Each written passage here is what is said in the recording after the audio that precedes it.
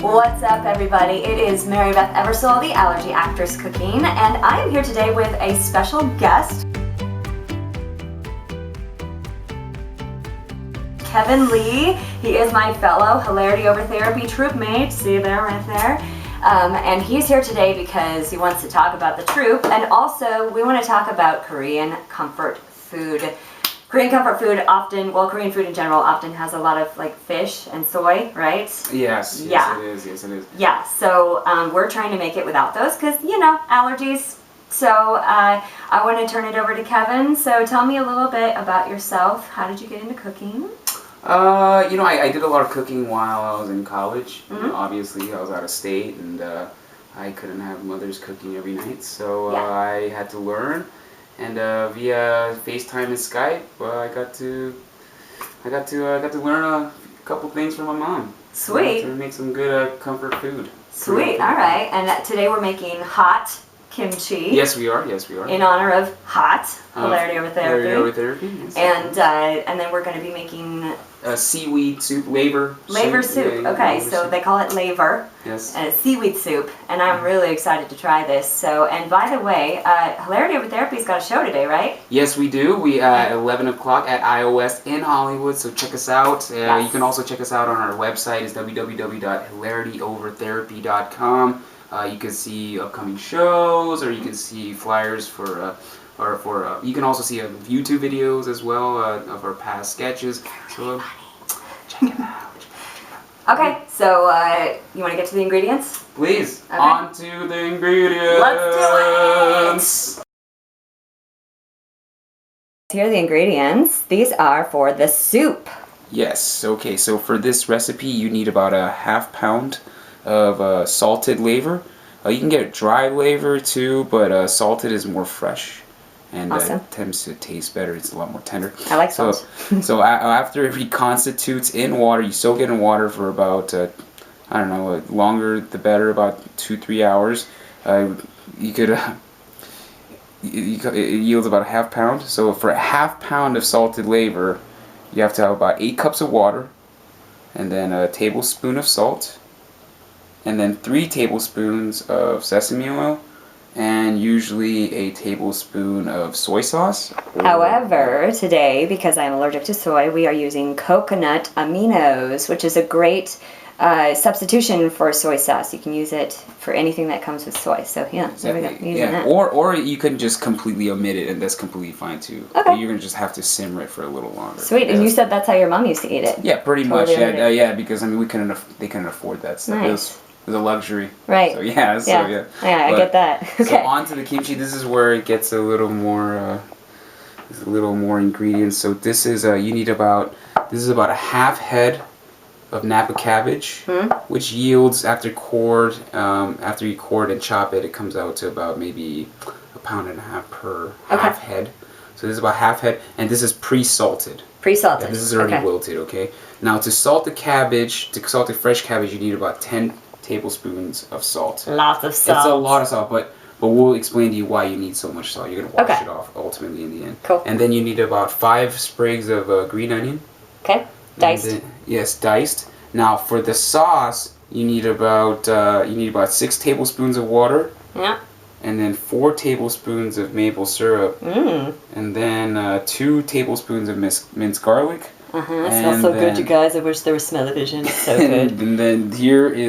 And then this is the actual Korean pepper flakes. This is 6 tablespoons. It's a lot, but that's what's going to make it nice and hot. Okay, and the Korean pepper, can you find that at like a Korean store? Yeah, you can find it in pretty much, you can go to any Asian market, and then you can always find it there. Sweet, okay. Awesome. And then finally... And then this is our rice. This is so it's more of a ratio. So every cup of brown rice or white rice, I like to put in a little bit of wild rice here. This is about this is about 1 ounce, so it's about maybe 2 tablespoons. Okay. To every cup of rice. Okay, sweet. And it makes it beautiful. Sweet. Oh my gosh, I can't wait to put this together. All right, on to the main event. Yeah. So first step, we gotta prep the sauce. What's our first step? So we're gonna get our red pepper flakes right here. We're gonna add it into a large bowl. Just get the bits in there. There we go. That smells very spicy. Yes. Oh, it's about to. It's in here. spicy. And more salt. Yes, more salt. But this is just for the sauce. The other salt is actually just to salt the cabbage. I got you, We'll okay. figure it out later. And this is our minced garlic. That smells so good, you guys. Oh my god. Yes. Okay. Do you smell it? Because I smell it. Do you smell what I'm cooking? And this is our maple syrup. Maple syrup? Now Okay. you can use any sweetener you want. I personally never use stevia myself. For for the people who don't want to use sugar, but it might kind of hinder the fermentation process. Okay. But I actually personally use maple syrup because it's delicious. It gives it a very I don't know. It's this sweetness I can't really describe. It's, Right. And it kind of offsets the heat too. Okay. Do people ever use corn syrup for that? Yes, they do. Okay. Yes, they do. Which I can't have, so Yes. that's why we're using maple syrup. Any kind of sweetener. You can make some simple syrup and put it in there Okay. too. I mean, just any kind. And then oh yeah, and I also put I put about 6 tablespoons of water. And basically, what we're gonna do is we're gonna let this soak like this and let all this dry pepper flake kind of in a sense reconstitute, make like a nice slurry. I don't really like to put in a food processor because I think it affects the flavor a little bit. Okay. So I just like to soak it in like this. I think it gives it a better flavor. So Super tasty. yeah, Oh my so goodness. We're just gonna mix it up, and then we're just gonna set it to the side right there, and then just let it soak. Sweet. And it'll be Okay, for ready how by long? the How do time. we soak it for? It's like 5-10 minutes, or until we have to we coat our kimchi. later Okay. on. Yeah, then it'll be ready by the time we prep our kimchi. So. All right. Okay. On to the next step, you On guys. to the next one, baby. So the first step is 3 tablespoons of sesame oil. Okay. So you just measure it out right here. Cool. Turn on your stove to high, Okay. and Sweet. Now you said this is a special soup for you. yes, this is a very special soup. This is actually, if you ask a lot of Koreans, this is what we consider like a comfort food Ooh. Yes. in our culture. Okay. Basically, they give it to mothers once they're pregnant. They give birth. Oh. They give it to mothers right when they give it because the notion is that seaweed it's supposed to clean out your blood. in a Oh sense. wow. Okay. So it basically kind of helps it clean out their system and it helps them balance. So you could say it's a super special. Yes, it is. It's Yes, super it is. special, I like you that. I guys. like that. Okay. But, yeah, and then what it is it's tradition.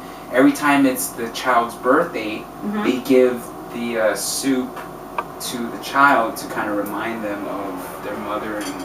Okay. So what are we adding now? Now we're going to actually add the laver. You just need to drain this real Okay. quick. And then. So that's the laver that's been soaking in the water. Yes, for over about an hour.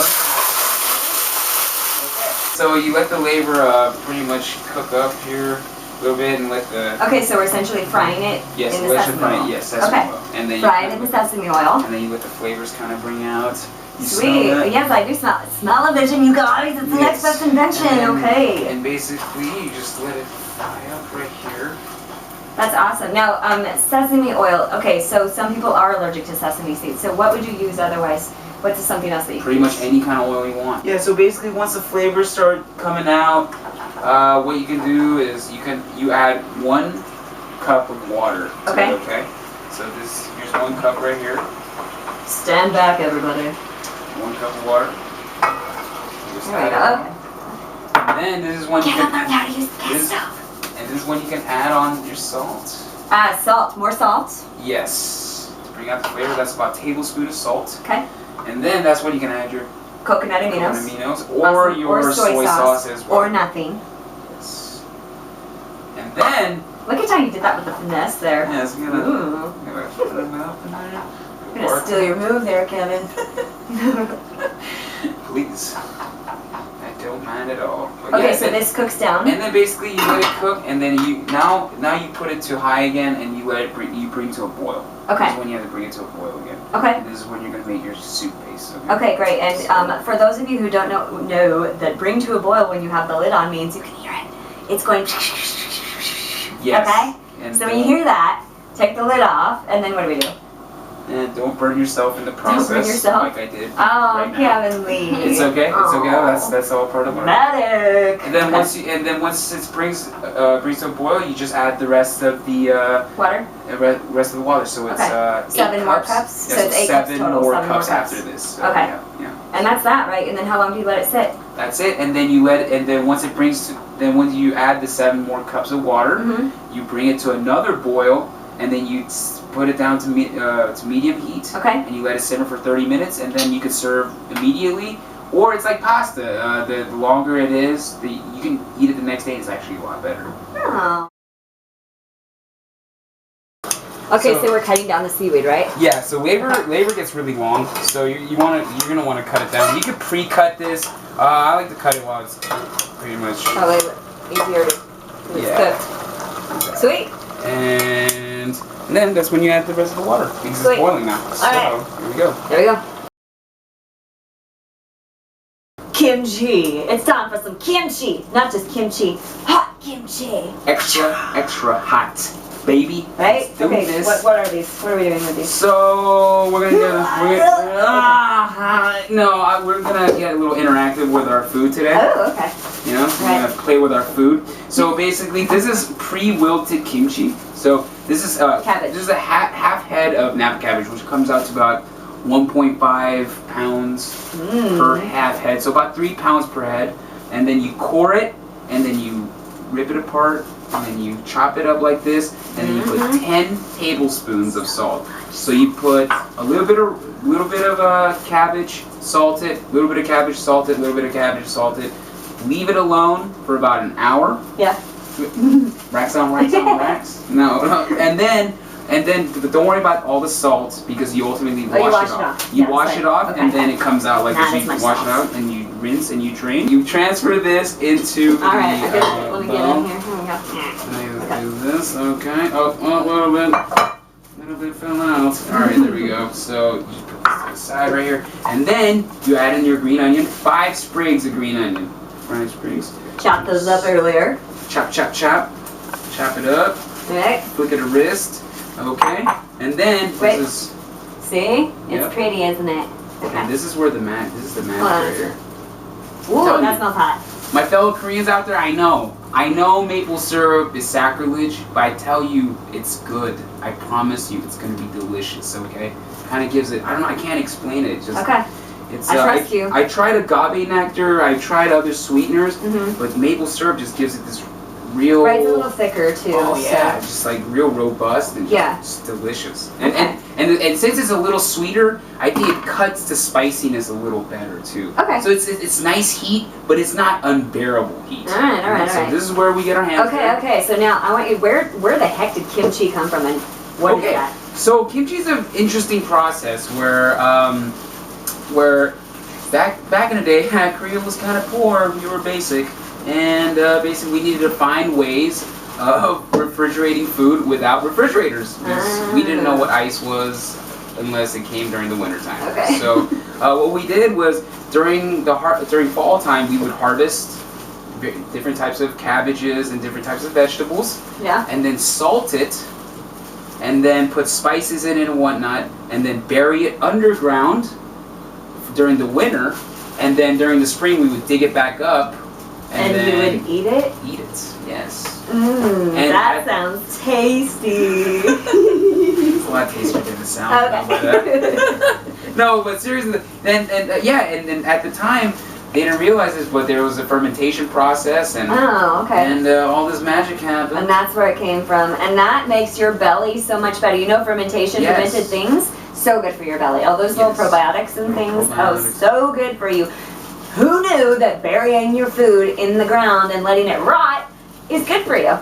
That's good for you. It's Koreans. Right. Thanks, Koreans. Okay, guys, so this is what your kimchi looks like when it's all mixed together. And this is Korean tradition. We usually take while we're making it, and then we feed it to each other. Yeah, there we go. Oh, that's good. Hey guys, real quick, a note about kimchi. Actually, I made this kimchi about 2 days ago, Sunday. It's 2-3 days ago, Sunday, and why do we not eat out of the jar with our hands? Or forks? Because the oils from our hands or saliva could actually ruin the entire jar. It could make it bad. So no midnight snacking, guys, out of the jar. You actually have to put it on a plate. And if you are, you better eat the whole thing. Yeah, and I don't think you want to eat an entire jar of kimchi at midnight. Bad news. It's time for the last step, which is what? What is this? The rice in this great boom box. No, it's a rice cooker. Really? It's a rice cooker. Looks Yeah, like a boom box to me. Okay. No, I'm just kidding. Okay. But yeah, in this. So we got it. Oh my God! It's like Back to the Future. Basically, what we put was the brown rice and the wild rice, right there. And you're gonna have to actually pre-soak the rice. Wild rice and brown rice tends to be a little. It's not as tender as white rice. Okay, so how long do you soak? Yeah, you're gonna have to pre-soak it about an hour. Okay. And then once you then put it in, wash the rice itself, wash all the starches out, and then it's then you make the rice. So the ratio is like 2 cups of water to 1 cup of rice, right? Yes. Okay, so and if you don't have one of these spaceship things, you can cook it on the stove, and you can do it for same process of washing and pre-soaking, and then you put it in there, same ratio, and you bring it to a boil. Then you cover it for 20 to 30 minutes. Make sure to check it after 20 though, because you don't like burned rice. Is like. Okay. All right, hey, are you ready to taste some of this? I think I am. I think I am too. Yes, Let's do this. Let's do this. What Koreans do usually is we get the rice here, and then we just transfer it into the bowl. Oh, cool. Okay. So, and then we mix it up a little bit like this. Okay. Because if we put the rice in there beforehand, it gets real soggy. I got you. Okay. It's no good, Okay.